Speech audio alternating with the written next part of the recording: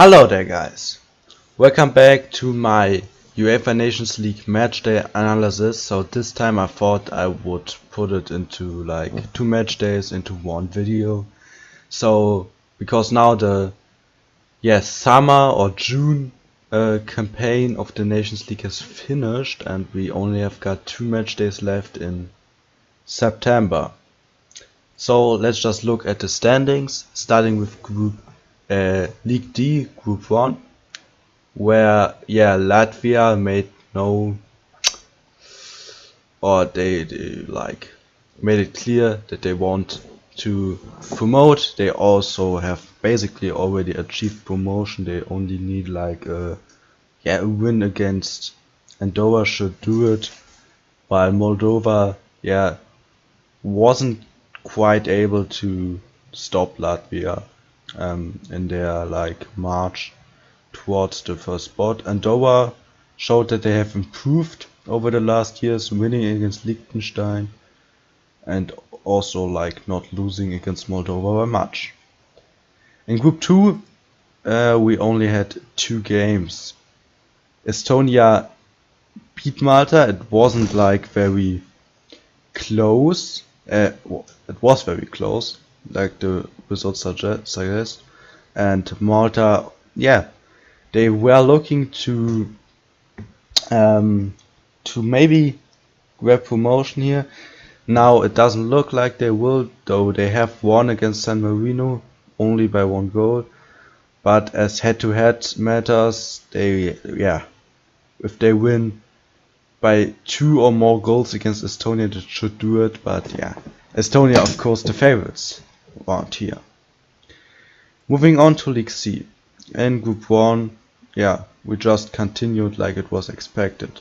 Turkey won every game, didn't concede a goal. And Faroe Islands really also they gained promotion, and it doesn't look that they will be relegated. Lithuania, of course, doing very poor.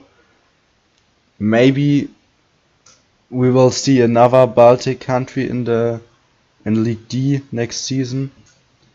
It looks like Latvia and Estonia will be getting out of it, but I really think the Baltic nations, they are like nations that could always like promote and then relegate again. Though of course in League C we have the playout, so even if Lithuania stays at the spot, it won't matter as long as they maybe win the game or the games against the other nation. In Group 2 we again have a favorite, this time Greece, who also won their games, also hasn't conceded a goal yet. In the other games we saw Kosovo proving they are the strongest behind Greece in this group. Northern Ireland, they're just not that strong anymore, though I think they will be stronger than Cyprus and they won't finish last. They have drawn for the second time against Cyprus now. In Group 3, Kazakhstan still continues to surprise, and I don't think they will bottle it now because they have won against Slovakia, the on paper strongest nation in this group. After drawing to Belarus, I thought maybe their success would end here, but they've stopped Slovakia, and now four points ahead means that they only need one win to be certain to be promoted, and of course to also be in the playoffs, which could be crucial. It would be massive. Kazakhstan was one of the worst nations in Europe like some years ago, and they even, like I said in another video, they almost got relegated to League D. Now they will probably play in League B next season. And Belarus might finish last, but we can't say much now. In this group a lot can happen, though of course Belarus lost against Azerbaijan. Group 4 is, I think, like the most open group still. Bulgaria still hasn't managed to win once. like their chances of getting promoted are already gone. I don't think they will.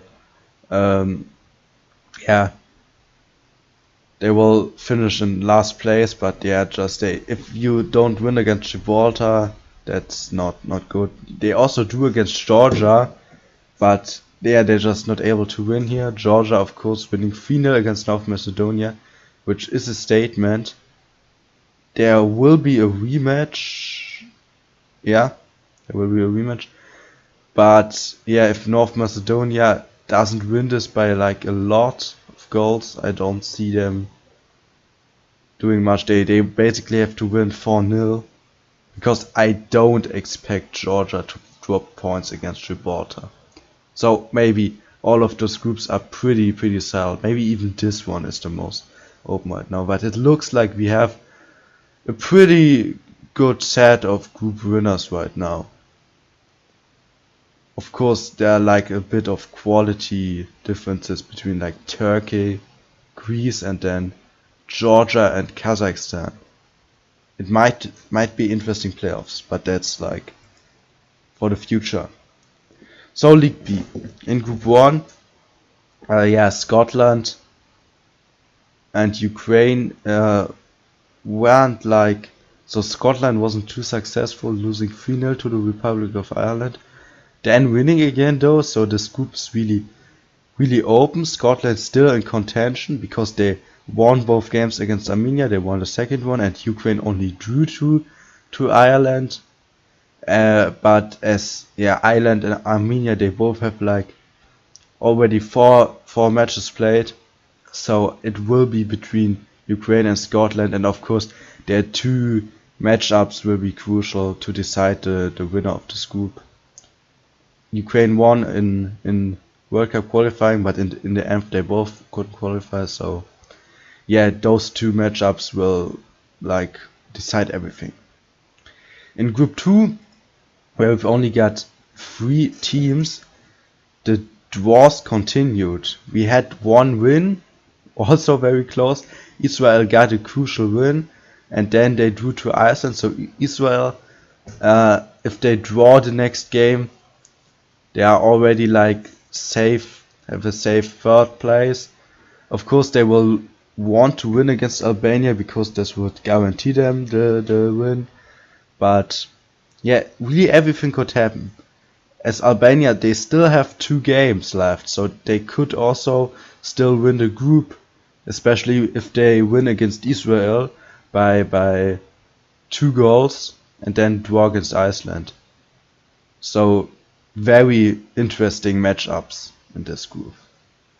Group 3, yeah, it sees Montenegro doing like what I would call it a surprise. They drew to Bosnia.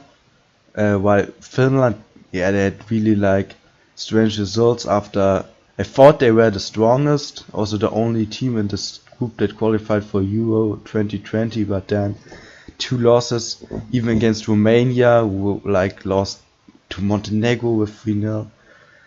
The loss against Bosnia was pretty close.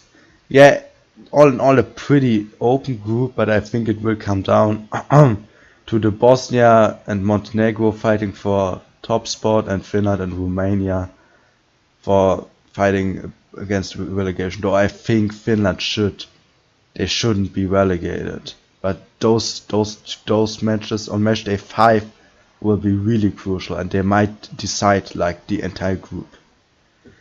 Group 4 had Norway being stopped like for short by Slovenia, who proved that they might be the worst side in this group, but they're not a bad side, drawing 2 times against Norway and Serbia respectively.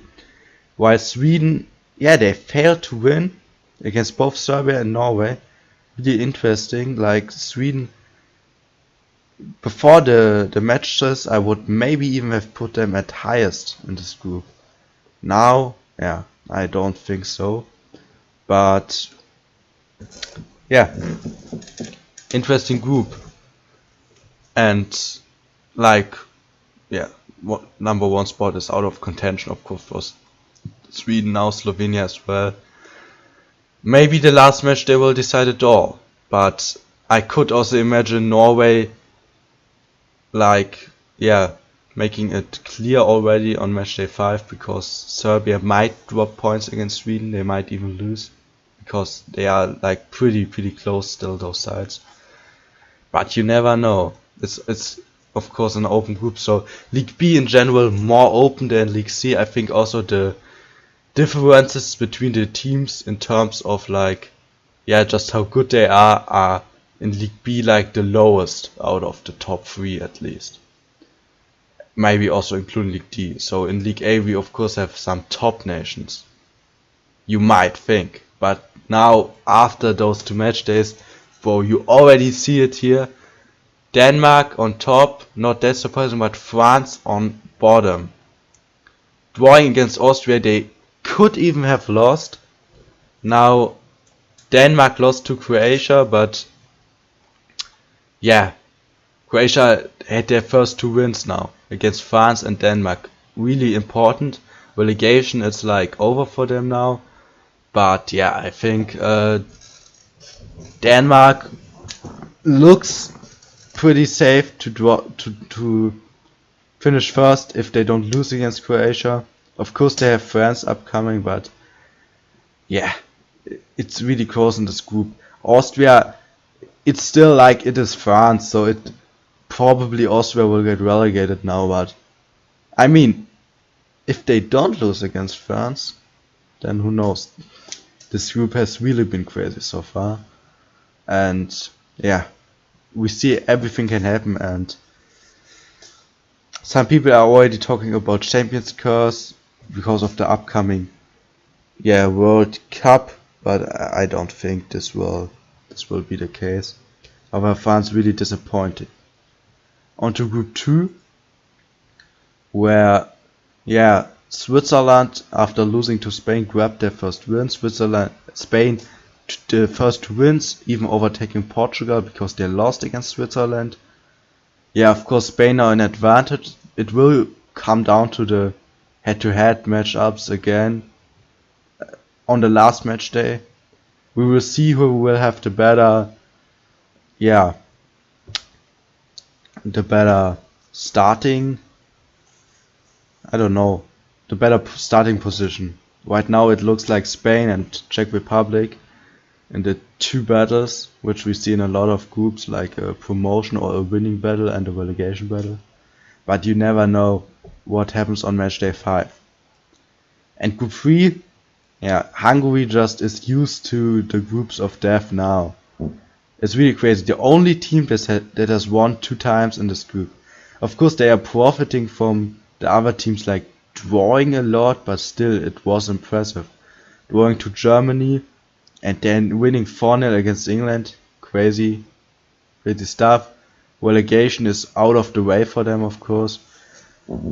I think it might still be theoretically possible, but it just won't happen. Let's be serious. It will not happen in this group. England look like they will be relegated, and with their previous